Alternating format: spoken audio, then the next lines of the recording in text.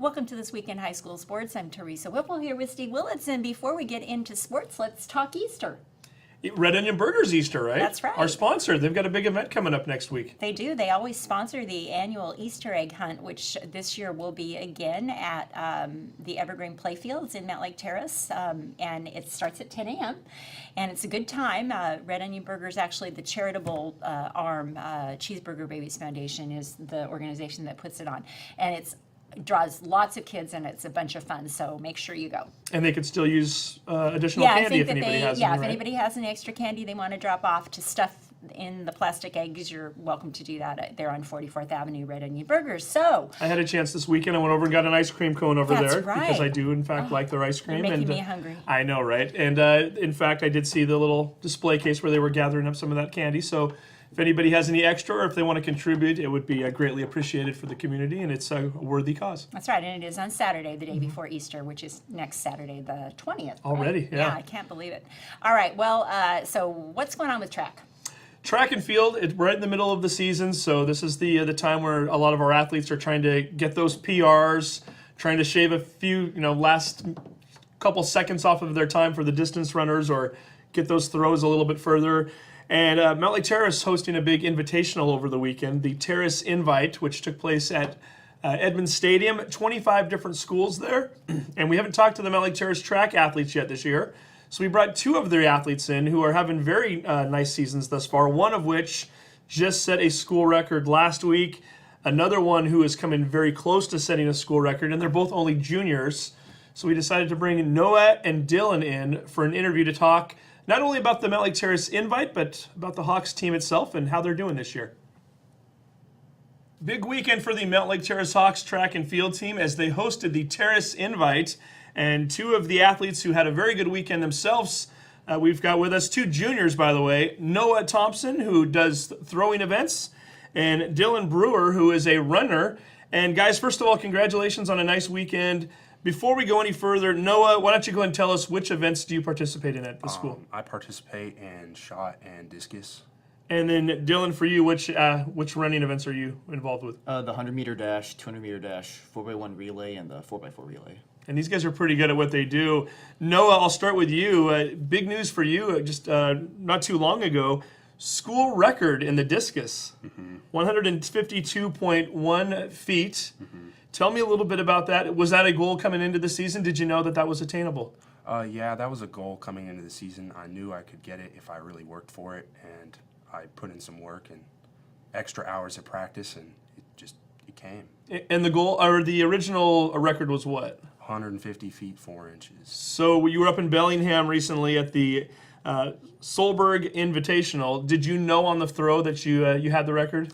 Yeah, I knew I had the record on the throw just because the guy before me had thrown 150, and I saw the discus land farther from where it landed when he threw it. So, yeah, that was I knew I had it at that point. And then we should mention also at Saturday's Terrace Invite, you 25 different schools there, by the way. So this is a pretty big event, and some good schools at that.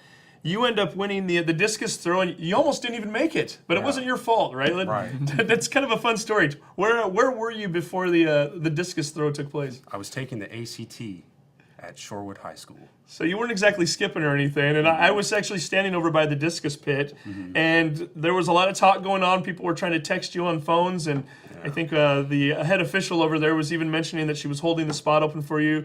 Were you getting a little nervous as you were pulling up to Edmonds Stadium? Yeah, I was getting a little nervous. I think I ran to the pit, the discus pit, so I'd get there, and then she said, "Oh, you're checked in," and then I threw all three throws. Threw 3 throws and went out and won the competition too, so nicely done.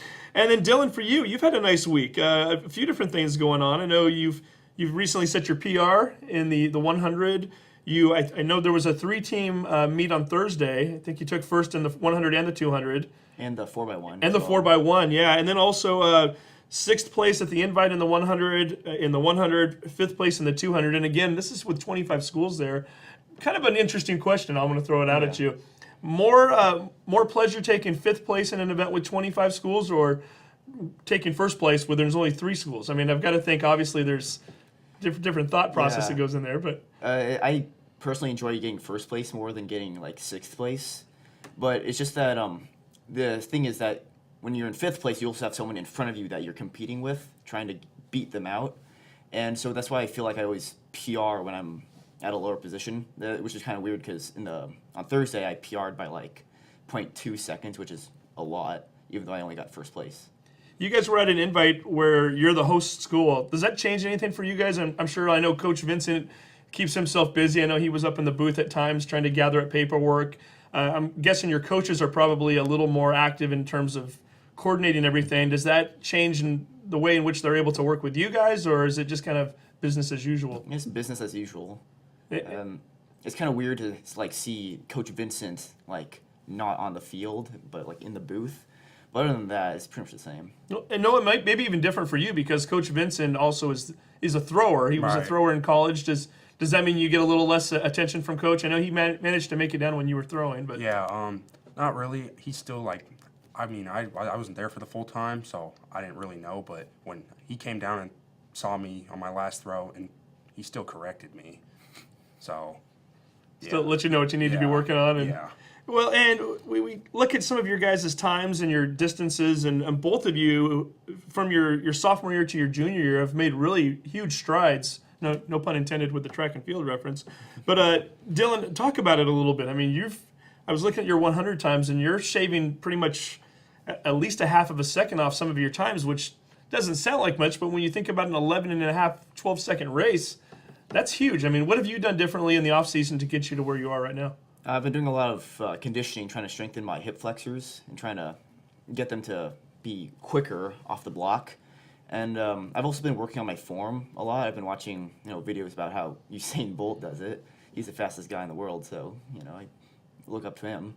And it's a lot about the start that I've been working on, how to like get off the blocks as quickly as possible and maintain that power.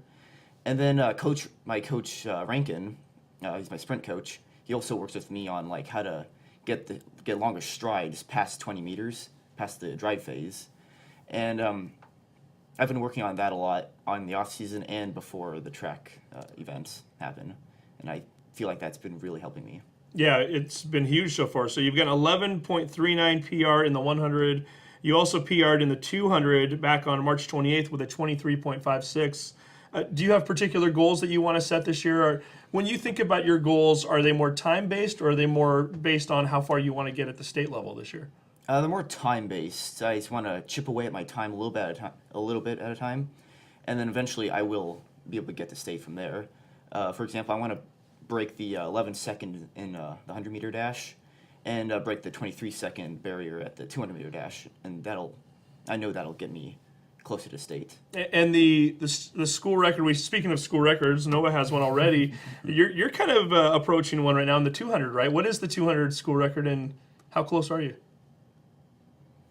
For you, Dylan. Oh, for me, Yeah, for the 200, yeah. For the 200, I think I'm like 0.1 seconds off. You're that close. Yeah, I'm really close. I haven't really been paying too much attention to the 200-meter dash, but I think it's like 23.2, really close. So you're getting right up there. So Yeah. do you think it's one of those where the day you hit it, will you know right away? Much like no, Noah? It's a little bit tougher with the running events, isn't Yeah, it? they won't tell you until like I go home and check on athletic.net. Okay, so we'll see if that happens. We have a feeling it might here over the next month or so stay tuned for that. Noah, what about you in terms of goals? I mean, do you, in terms of distance, how much further can you go at this point? I mean, obviously there's only about a month and a half left in the season, but Yeah, I want to increase my throw by about another 20 feet by the end of this season. That'll for sure get me into state, and that'll increase the school record again. So we didn't even talk about the fact that you also set your PR in the shot put earlier. I guess late March. So Yeah. is that something you're still hoping to hone in on a little bit? And I still want to increase that. I'm definitely going to try and go for the school record in my next 2 years, or my next year. get a little time still. Yeah, I still got some time. And I noticed I was looking at on athletic.net. You threw the javelin a little bit last year. Yeah, I had to drop that because let's just say my throw ran away from me. Started out great at the beginning, and by my last time throwing, it wasn't too good. So at that point, I'm like, I can't throw this anymore. And my coach had actually introduced me to discus halfway through last year's season, and I started with standings, and then I kept throwing and getting practice and practice and practice. He'd just tell me, go to the discus pit. You're not doing anything else. So I'm like, okay. So I'd go there, throw, and then I ended up throwing 131 last year. That was my PR, and then made it all the way to sub-districts. No, wait. Yeah, I made it to districts last year. So this is pretty amazing. Like I said, you've already got the school record in the throw, and you've only been doing this for not even a year, really. yeah. So, I mean, do you feel like you've got room to improve then over the next 12 months to where the sky's the limit for you? Yeah, definitely. I feel like I can really keep improving, and I think I can keep throwing farther and farther if I really dedicate myself to throwing discus. It's been working so far. Dylan, for you, we talked about your individual events, but you're on a couple of really nice relay teams that have had a lot of success. As a matter of fact, yesterday, and we mentioned already, 25 schools at the Terrace Invite. You guys took third in the 4x100, second in the 4x400. Let's talk about each of those events, because I know there are, other than Traz Pepper, he's the only one that runs both of those events with you. Yeah. Let's start with the 4x1. Who's running the event with you, and what kind of aspirations does this team have? So it's me, Traz, and then Janton Lee and Dominique Latham. And the 4x1 team, we're really focusing on our exchanges because that's where most of our problems are. Honestly, last track meet on Saturday, we were kind of disappointed by our time. We were running 45.2s before, and then all of a sudden we were running 46s. And I don't know if that's because of the weather or bad exchanges or what, but we're really trying to shave down to about a 44. Wow. Okay. And that'll, I think we're in like the 13th, 12th place in the district, I think. And so we're really trying to get to the top 10, maybe even top 5.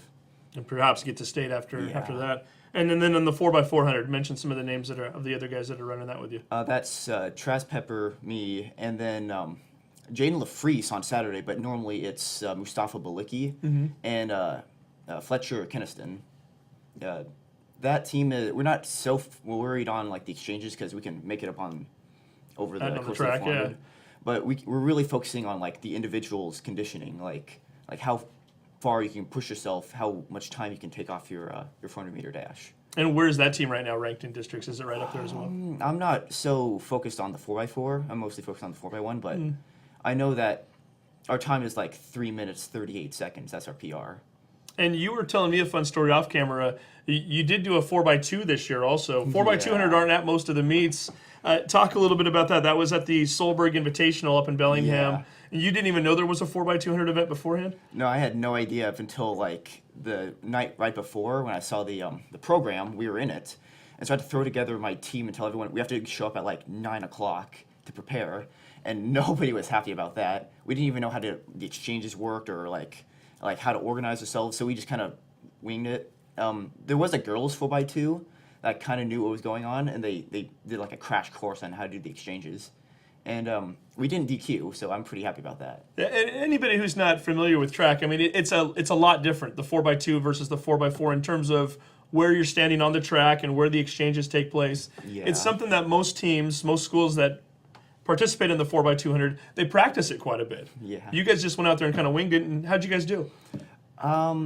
We did not PR, but we also didn't DQ, so... Get to the finish line. If we got to the finish line, I'm pretty satisfied. Sure, absolutely.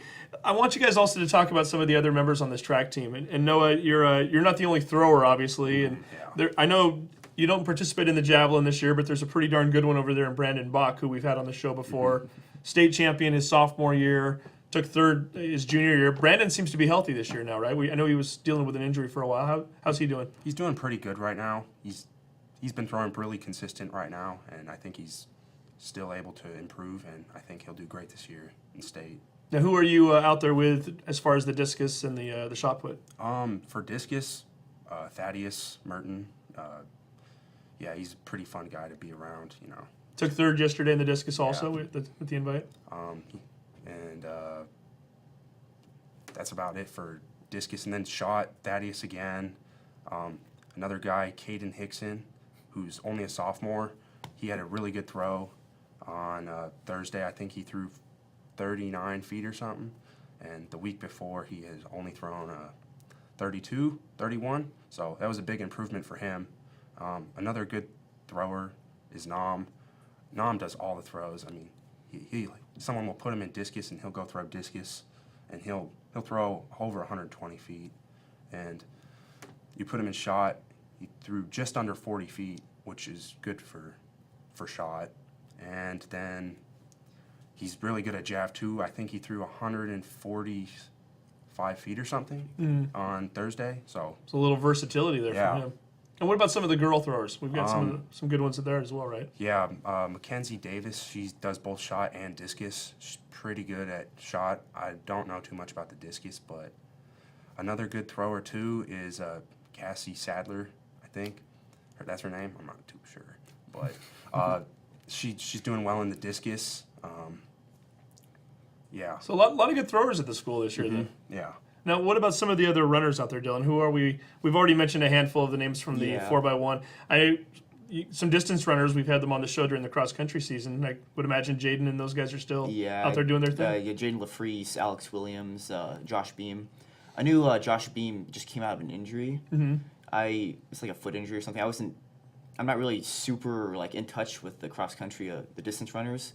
But I do know that was that kind of handicapped him. But he's a really tough guy. Like for distance runners, like running like a mile, 2 miles, like just for fun. That's I think that's insane. The 100 and the 200 meter guys don't really see it that way. Yeah, Right? no, it's not fun. I dread running the 400 meters. So yeah, 2 miles is insane. So who are some of the other shorter distance runners that are out there with you? I know there's Matthew Flores. I don't know too much about how he's doing. I just know of him. Hind is one of the top sprinters for the girls. She's making some pretty big improvements there. I know And Hind is mostly racing the 200s and the. in the 100s. Okay, yeah. And I think she's also on the 4x1 relay. There's Kendall Glenham. I know she runs the 4x4, and I know she's really good at it with also Hind. She's also in the 4x4. And then that's about all I really know. Then there's, of course, the 4x1 relay and the 4x4 with Fletcher. Fletcher's pretty. He's gotten some like really major improvements. In his That's 400. Fletcher Keniston, who took third on Saturday in the 400. Yeah, in the 400. Yeah. I dread running the 400 meter once. Fletcher does it twice, so he's really tough. And he's been working really hard in the off season to shave off his time in the 400. So, yeah, shout out to him. Yeah, absolutely. We should mention also, as far as the terrace invites, Brandon Bach did take first in the javelin, and Logan Otani for the girls 100 hurdles took third place. So nicely done from some of your other fellow athletes. And we should mention also the Edmonds School District meet, which is always a big event, coming up on Friday, May 3rd. Until then, though, you guys are going to be on Thursday over at Shoreline Stadium against Shorewood and Meadowdale. And you were mentioning, Noah, you kind of like throwing at Shoreline Stadium because they're using a little more of the high technology over there, aren't they? Yeah, they're using lasers for measuring, which is a lot. I think it's better than the measuring tape because it's a little bit more accurate because you're having a computer do it for you. But in case that doesn't work, they got a measuring tape. So get you guys out of Edmonds Stadium for a while anyway. And then the Lakewood invite is also coming up on Saturday, April 27th. You guys are keeping busy in other things too. You're both juniors. Dylan, I'll start with you. 3-sport athlete, right? Yeah. Talk a little bit about your other sports and what you're up to. I'll start with football. I've been playing football since I was like 4. So I've been playing football for a really long time, and I still enjoy it. It's really fun. I love the camaraderie, the teamwork, and I'm pretty excited for the new coaching staff too. And yeah, I'm a linebacker, and I also sometimes I do offense, but I haven't really been focusing on offense. I'm mostly a defensive focused guy at a linebacker, working with Coach Matt with the defense. And that surprises me because of the fact that you're a 100-yard sprinter. Yeah. Those are a lot of times the skill position guys, the receivers and the DBs, and yet you're playing linebacker, huh? Yeah. I think I would like to thank wrestling for that, actually. Before wrestling, I was kind of a lot skinnier, and I was, I think, around 150 pounds normally. I wrestle at 152, but off season, I'm like 165. So also wrestling, the conditioning in wrestling really shocked me because I started sophomore year, and I was expecting like, oh, it's not going to be as tough as like football conditioning, but I was wrong about that. A wrestling coach really taught us like what grit is and how to like push through the pain. And I'm not really I'm not like the best wrestler. I'm not really good at wrestling as I am in say football or track, but I still really enjoy it. Well, the 3-sport athlete, kind of a dying art. So it's good to see you're out there and always competing and always doing different things and getting a little variety in your life too. So that's always something we like to hear about. And Noah, you're also a football player. Yeah, I'm also a football player. I play defensive line, both defensive tackle and defensive end. And then I play on offense. I play offensive tackle, and I kick and punt too. Yeah, one of the bigger kickers and punters you'll see. What is your height and weight, by the way? I'm 6'6", and I'm 250 pounds. So a 6'6", 250-pound punter and kicker. And we're hoping you won't have to punt a lot next year. That would be the preference there, because we like to see the team stay on the field offensively. And you were recently invited to a football camp, right? Yeah, I was invited to Eastern's Big Man Camp on June 23rd. So he's going to Eastern Washington to do that. And both of you, I know you're only juniors, but have you started? Obviously, we know Noah's thinking about college a little bit. He almost missed the Terrace invite for his ACT test. Yeah. Have you guys kind of thought a little bit about what you might want to study already, Dylan? Yeah, I'm really into science, especially like the biological side of science. My dad works in biology. He works at AGC Biologics, so like we have a pretty big, connection there with biology. I was thinking somewhere around the lines like microbiology or like human anatomy, physiology, somewhere around that area. I haven't really pinned it down just yet. You got another year to figure that out. Yeah, I got another year to figure it out. Absolutely. And then Noah, you're also looking at the science field, correct? Yeah, I'm also looking at the science field. My mom, she's a marine biologist, so I've grown up, being around science, so that's probably what I'm going to go into. So not only are these guys doing well on the track, they're also smart, and they're also looking towards maybe a career in science someday. But until then, again, we've got a little more work to do in the track season so far. Already got one school record. We're hoping for a second one here very shortly. And guys, we congratulate you on your season thus far and wish you nothing but the best as we move forward in the track season. Yeah, thank you. Well, good luck to the track athletes, and I always admire their commitment in the crazy weather we have in the spring. And Saturday was no exception. Yeah, I was you were out there, I was right? out there for a few hours. Yeah. Very chilly out. Yeah. Didn't look it, but when you add a little wind to the equation on a gray day in April in the Pacific Northwest, yeah, they definitely have to deal with the elements there a little bit. I think that even hurt a little bit in terms of some of the times and the throws yesterday. But nonetheless, it was fun to see all those different athletes out there from schools throughout the entire region, really. We had quite a few schools from up in the Whatcom County area. I know there were a few Seattle schools there as well, Blanchette, Ballard, a few schools from the east side. So a lot of representation, to say the least. And the fact that Noah was able to win his event and that Dylan was able to have a few, I was going to say two, but really when you count the relay races he was in, to have multiple top six finishes. Outstanding day for both of those two. Very good. Well, and speaking of dealing with crazy weather, can we talk about baseball? We can. A team that didn't have to deal with crazy weather last week, or they wouldn't have had to, Right. because they played at a stadium that had a retractable roof. Yeah, that's was right. the Edmonds-Woodway Warriors baseball team. They get to play at T-Mobile Park last Saturday Looked or like last so Sunday. much fun. Yeah, last Sunday they were playing over in the. I guess it's a classic that the Seattle Mariners host every year. That there's a waiting list for, and we didn't even get to this when we talked to the guys, but they had to sell over 1,000 tickets to an upcoming Mariner game just to make this happen. And in doing so, they were rewarded by getting to play on the T-Mobile Park baseball field. Edmonds-Woodway picking up a victory over Mount Si.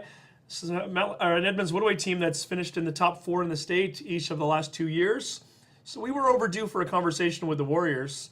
So we had Gunnar and Ian in studio to not only talk about T-Mobile Park, but also some of their Little League experiences, playing in big games, and what is going on in general with Edmonds-Woodway baseball this year. And here's the interview we did with them.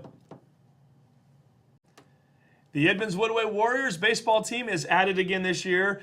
Back-to-back fourth-place finishes at state in 2017 and 2018. And they're looking to get back to that kind of success again this year. And joining us right now, two of the seniors on that team. At the far end of the table, we have Gunnar Whitelaw, who is a relief pitcher, and he also plays third base. And then we have Ian Michael, who is the starting pitcher and plays center field.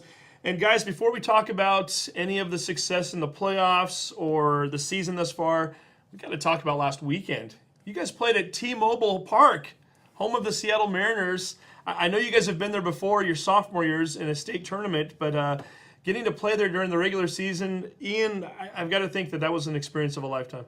Yeah, it was unbelievable.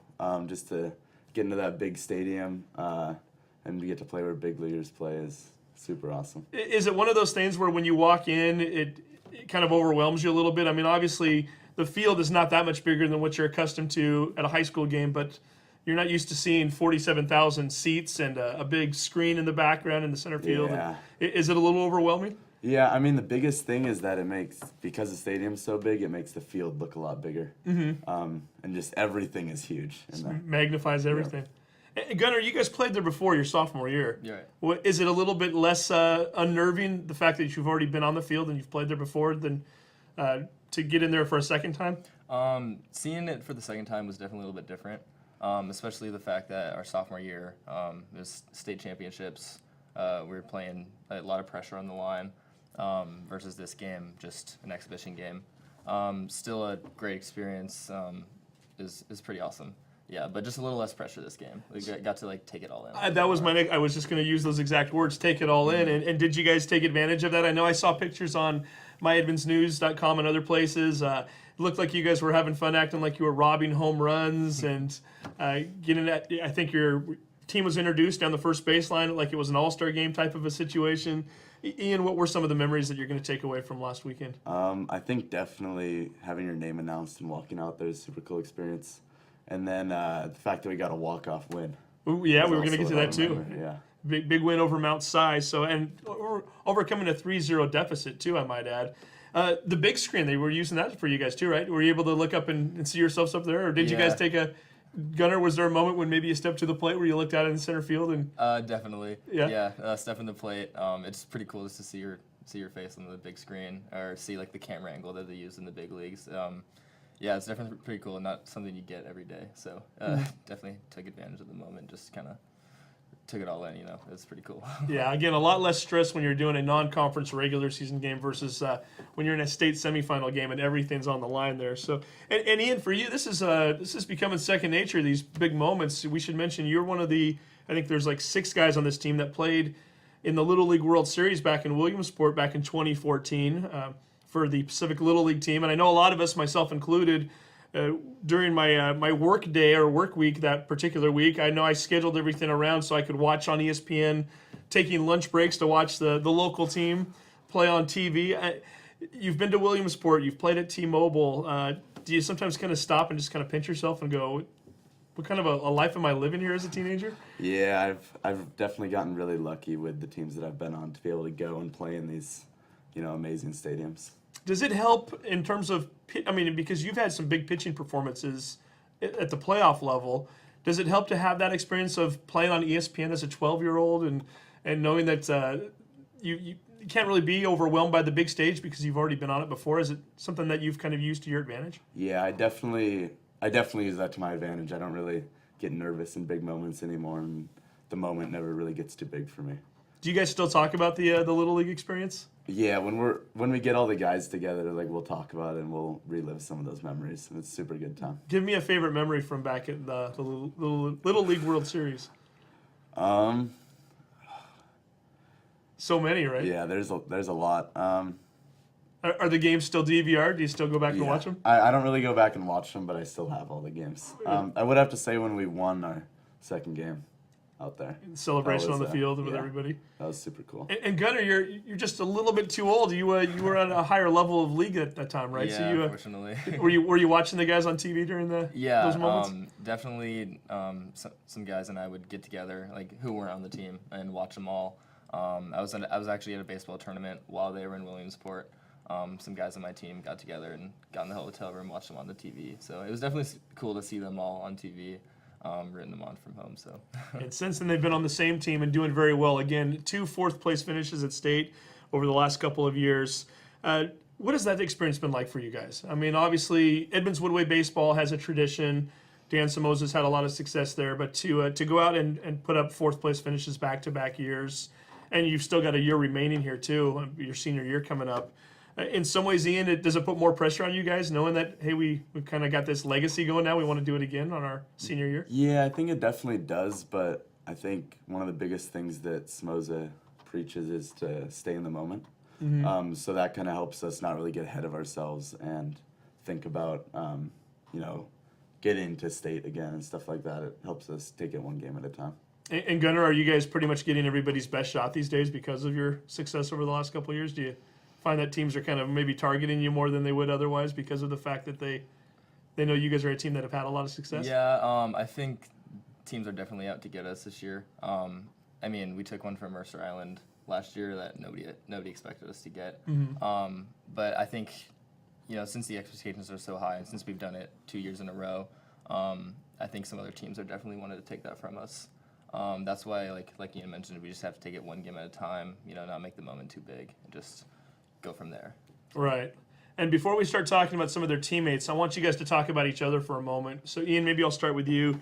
Tell me about Gunnar Whitelaw, the pitcher, the third baseman, the teammate. What kind of a player are we looking at over here? Well, Gunnar starts at third base. He's a great third baseman. Has a cannon at third base. Makes hard plays look easy. And then he hits in our 3-hole. And he just smashes baseballs. He's got a little power to him then at the plate. Yeah. As a pitcher, knowing that you've got a guy over there covering your back at third base who not only can field but also can throw, it's got to be kind of a nice luxury for you too, Yeah, right? it definitely is. Just the defense we have around us on the mound is pretty amazing. Tell me about Gunnar, the pitcher. Well, Gunnar, I would say more of a pitch to contact guy. Gets a lot of ground balls and fly balls. Just goes out there and gets outs for us. And he's been doing it very well for a few years now. Now, Gunnar, tell me about Ian. What kind of start off as the starting pitcher. Tell me about Ian. It's pretty awesome playing defense when Ian's on the hill. First of all, he gets a lot of ground balls, a lot of strikeouts, which is fun to watch. Another thing that I've always loved about Ian is he always brings the intensity. He's always locked in on the mound, ready to go. He's got an attitude up there, which is always fun to watch. So yeah, he really brings the intensity, the energy we want up there, and it's really fun to be a part of when he's on the mound. And what kind of an outfielder is he? Yeah, I love him in center field. Anytime there's a fly ball out there, I have no doubt that it's gonna be caught. We have a little thing we say at practice: nothing drops to the water. Ian's always making, diving plays if he needs to, hosing guys from the outfield. Yeah, a lot of fun to watch out there. And were you hoping that you were going to get to rob somebody at T-Mobile Park last week? Yeah. Were you maybe kind of hoping that maybe I love my pitchers, I want them to get strikeouts, but give me my moment here? Yeah, that'd be fair. That would have been pretty cool. Didn't quite get that to happen No. though, right? What kind of hitter is he? He goes up to the plate and absolute takes some hacks. Ian's always up there trying to mash baseballs. He's been making solid contact every game this year, and they're starting to drop. And yeah, he goes up there to do damage, and every time he's up the plate, I have no doubt that he's gonna get a hit for extra bases. So it's pretty fun. And I told you guys I wouldn't have you talk about yourselves, but I do want to kind of maybe hone in on favorite moments this year, maybe a favorite highlight that each of you have had individually. Ian, for you, I know you had some big moments last year in the playoffs and complete game shutouts and whatnot, but what's maybe a favorite moment for you this year so far, personally? Last week against Shorewood, I think I threw a 5-hitter, gave up 1 run. It was a 2-1 victory, right? So you Yeah. guys needed that performance. Yeah, we really needed that win. So that was sweet. Yeah, that was huge. And now, what about you, Gunnar? I think it was a week or two ago against Murphy. I think I had 3 doubles. Smoza had been preaching that week just to go up there and swing hard. We had been kind of struggling with hitting the week before, so I was just really trying to do whatever I could to get my team runs, get us base runners. So it was a lot of fun. Yeah, I can imagine. And then let's talk a little bit about some of your teammates. Ian, when you're not on the mound, who are our other starting pitchers this year? And one of them had a pretty big week this past week. Yeah, so we have Thomas pitches Wednesdays. That's Thomas Bluehouse. Playhouse. And then Logan Cruz pitches Fridays. Thomas he's a big dude, lefty, throws really hard. And we should probably stop right there for a minute too, because we're going to give Thomas something here while we've got you guys on the show. Thomas Playhouse, by the way, on Thursday night against Cedar Crest, you guys were over at Mountlake Terrace High School, threw a no-hitter, struck out 17 batters in the game, 21 outs. He struck out 17 of them. So we're going to give him the Action Jackson Plumbing Player of the Week, and that was a pretty easy decision for us. Also, in your 2-1 victory that you mentioned, I think he had the only 2 RBI in that game. So nice week for Thomas. Now, having said all that, I'm going to have you guys give Thomas a shirt for me. All right. Tell me a We'll little. do that. 17 strikeouts in a game. It was unreal. He threw 1 curveball. The whole entire game. He was just blowing just people up. The whole blowing time. guys away. Yeah, just attacking the zone, doing everything that you would want your pitcher to do. Gunnar, you were over at third base for that performance. I mean, did you see it coming? Could you tell right away he had his stuff going that night? I mean, I think he started the game with 3 straight strikeouts, and did it again second inning. So yeah, by the third or fourth inning, I definitely knew something special was probably going to happen. I think he actually had a perfect game going up until the 4th or 5th inning. So yeah, that was a lot of fun to be part of, just to watch him just strikeout after strikeout. when you're in the field, especially as an infielder and playing the hot corner at third, when somebody's got a perfect game going, that puts a little pressure on you guys too, right? You don't want to be the one to create the error or to give up a hit, right? I mean, is it something that you're thinking about when you're out in the field, knowing that he's got that perfect game going? Yeah, I mean, it's obviously in the back of my mind, but as a baseball player, you never want to overthink anything. You want to just stay in the moment, do your job, pitch by pitch. But yeah, it definitely put some pressure on the defense, knowing that he's got something special going. And Thomas made it easy for you. You didn't get a single put out in the entire game, right? So no balls hit to third base. No. And tell me a little more about Logan too. We have me and Thomas who both throw pretty hard and can get strikeouts. But Logan's one of those guys. He just pitches to contact, and he has a really good curveball. And he just gets a ton of rollovers and lots of flyouts. So not too many off days for your opponents this year when they get the 3 of you in the rotation. No. And now, Gunnar, tell me a little more about the bullpen. Who else is out there with you? Yeah, so typically in relief we have, Remy Heckman, Tom Yoda, Reed Carr, Ty Starchman. It's our relief staff's pretty solid. All of our guys can go in and throw strikes, get ground outs, flyouts, whatever they need to do to just get through the game, get the win. So It's quite a few names you mentioned. So not a lot of innings to go around either, right? So does everybody feel like they're waiting in line for their turn, or does Somoza have you guys kind of on a relief rotation, or is it more situational? It's typically not the same relievers every game. It mixes up either by team or if we have a back-to-back days. It definitely mixes up, but like when we go in for pitchers and catchers at practice, we have almost the whole team out there doing picks and everything. So we definitely have a lot of depth, a lot of confidence in our relief staff. So yeah. And then let's talk about some of the guys in the field and some of the guys at the plate. Ian, I'll start with you since you're a center fielder. Who's playing right and left with you out there? Normally it's Reed Carr and Dominic Farley. Dominic is a sophomore, and Reed is a junior, and then Ty will go out in the outfield too when I'm pitching. Okay. Yep. So a lot of good confidence in those guys out there. Everybody's playing well. Yeah. Some of the best. I think it might be one of the best outfield groups we've had in my time here. And where does everybody bat in the order? What kind of hitters do we have out there? They're mostly towards the bottom. Okay. Maybe 6, 7, 8. Getting it done with their bats as well. Yeah. And then as far as the infield's concerned, Gunnar, who else is playing infield with you? Yeah, so we have Remy Heckman and Tom Yoda up the middle. They'll switch around between second and short sometimes. And then we got Carson Scherenberg at first base. And I'm really confident with our infield. I think for the past 3 years, we've had one of the best infields in Wesco. Just every year we have really solid fielders. It's a lot of fun playing with Remy and Tommy, especially up the middle, just watching them turn double plays and make diving stops. And Carson over at first base, he never misses a pick. A lot of confidence with him there. Got a long stretch, long arms. Yeah, definitely. Of course, he doesn't have to pick anything when the third baseman's throwing. Right? So you guys are good there. I try not. But Every once in a while. it's always got my back. So. And who's the catcher? Who do we have? We got Roby Corsi and Maddox Stojkovic. Okay. Both do a really solid job back there. And that's pretty important for both of you guys. So Yeah. comfortable with both, then, and anybody on any given day can go out and help you guys get the job done. Yeah. Roby does a really good job back there. Very cool. Yeah. And we should mention 3-3 on the season as far as interleague play. We've got 8 games left in the regular season before we can start looking towards district playoffs. You guys have a big home with Meadowdale coming up this week.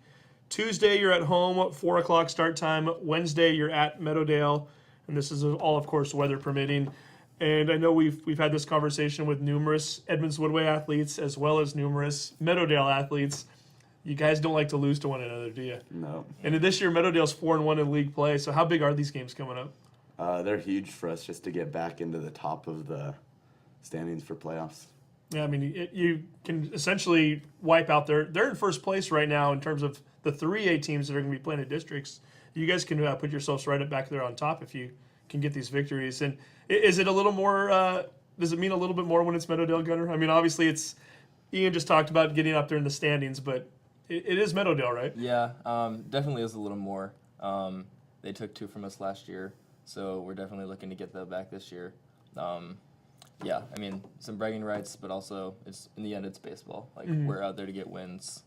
We want to move higher in the standings, so just not making it too big of a game is key for us. Just to focus on ourselves, get those wins. So, but it's definitely a lot of fun competing with them, and we're definitely looking forward to it. So again, Tuesday and Wednesday, those will be fun games to watch. So anybody who wants to see a little baseball. And then on Friday, you guys aren't going to be too far away. You're going to be over at Mountlake Terrace High School playing the Hawks at 4 o'clock. So plenty of opportunities to get out and watch the Warriors this week and into the future as well. You guys are both seniors, so what is next for both of you? It sounds like you both kind of have an idea as to what path you want to go down. Tell us a little bit about it. Gunnar, I'll start with you. It sounds like you already know where you're going to school. Yeah, so I'm going to be going to Central Washington next year.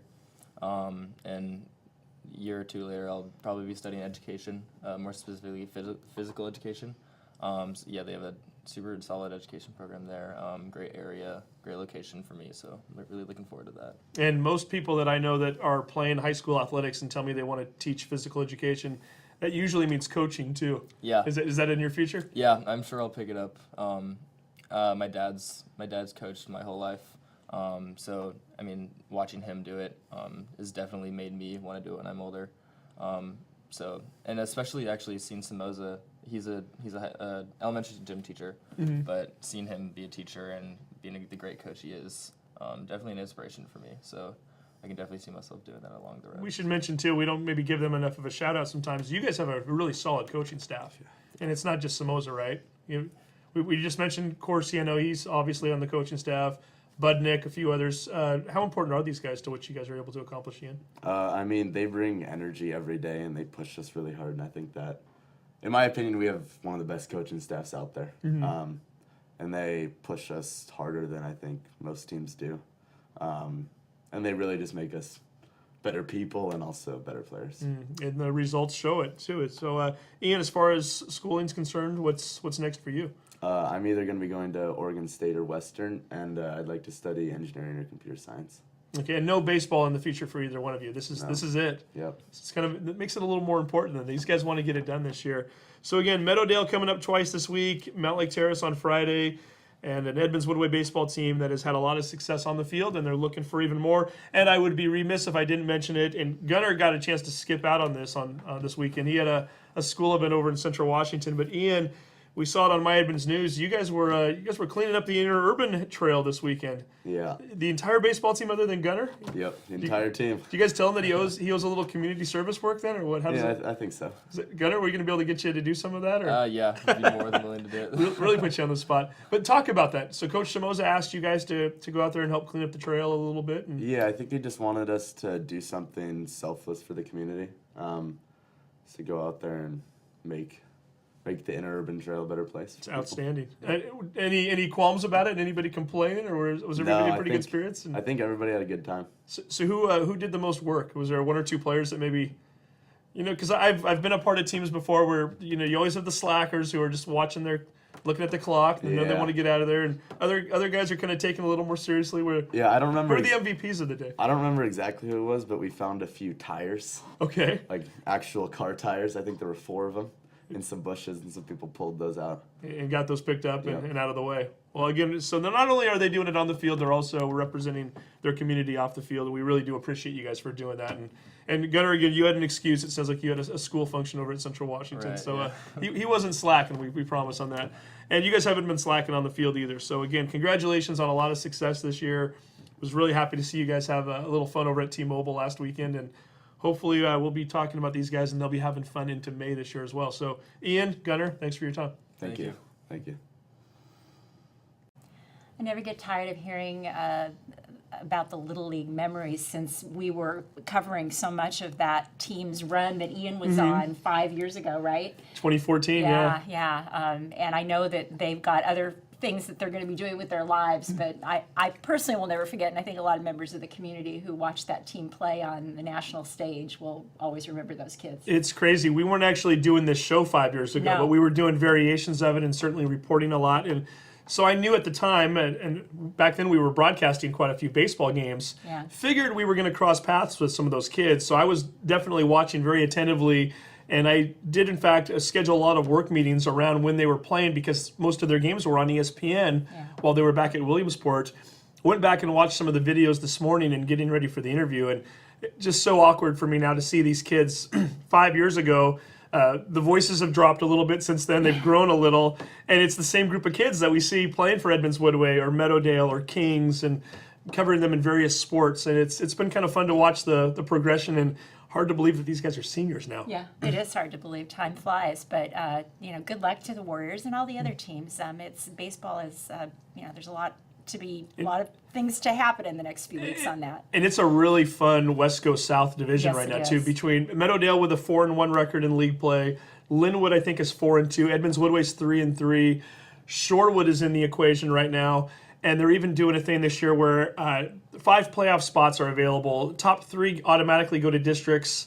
The 4th and 5th place teams will have to do a play-in game just to get in. And oh, by the way, the teams up north, Squalicum and Ferndale, also factor into the equation. They're going to use an RPI system, and I think it's Squalicum that's having a really solid year right now. So there's a lot on the line for these teams over the next 3 or 4 weeks here as we start to figure out who's going to make it and who's not. And Edmonds-Woodway is certainly in the equation, but really every game is vital right now for not only them but for the other local teams as well. So it's going to be interesting to see how it plays out. Yeah, and also I just have to say it's really it was heartwarming for me to see that team show up to do the community cleanup, because I think that coaches do try to stress community service, and it was nice to see them be part of that.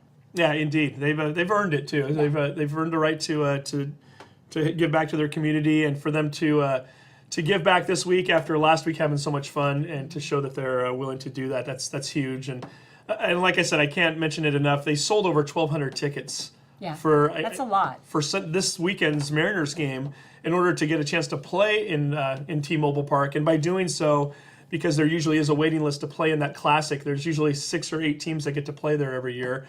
Edmonds-Woodway might have solidified themselves into being able to play into the future. So if you're one of those folks out there who bought a ticket to a Mariner game this weekend to support Edmonds-Woodway, you might have just helped future Warriors players also get to have that same opportunity. So stay tuned. Very good. Okay, well, we have other sports to talk about, yes? We do. I wanted to mention a couple of different things. There was so much that's taken place over the last 2 weeks, so we won't get to all of it, or we'll certainly just kind of glance over it. But really, you can find a lot of this information on myedmondsnews.com, linwoodtoday.com, and MLT News. But there were a few notes that I wanted to mention because some of these seemed like they were worth giving a little attention to. Edmonds-Woodway and Meadowdale, we talked about it with the baseball guys. Always a big matchup when they take on one another in any sport. And they had a big soccer match on Wednesday. Ben Banks-Farder, who has been on the show in the past, who was on here last year, scored an unassisted goal during stoppage play. So right before they got to overtime, or before the game could end in a tie, and Edmonds-Woodway was consequently able to defeat Meadowdale 2-1 on Wednesday night. I also want to make reference to a softball game that took place this past week. Tuesday, Linwood defeating Stanwood 12-11. 12-11, that's a shootout right there. Maddie Ryan drove in the winning run in the 7th inning. But we're going to give this week's Action Jackson Plumbing Female Player of the Week to Grace DeSoto. Grace went 3 for 3 in that game with a grand slam home run and 7 RBI.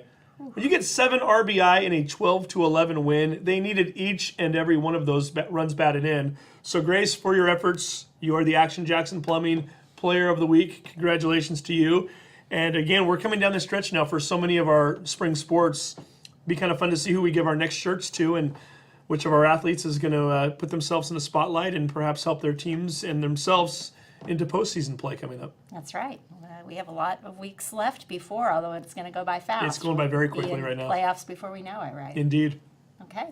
Well, we will see you next week. We hope you have if you hunt Easter eggs, enjoy. That'll probably be, most of those are going on a Saturday in the area. So whether it's the Red Onion Burgers one in Mountlake Terrace, there are events throughout the South Snohomish County area. But enjoy your weekend, and we will talk to you soon. Take care.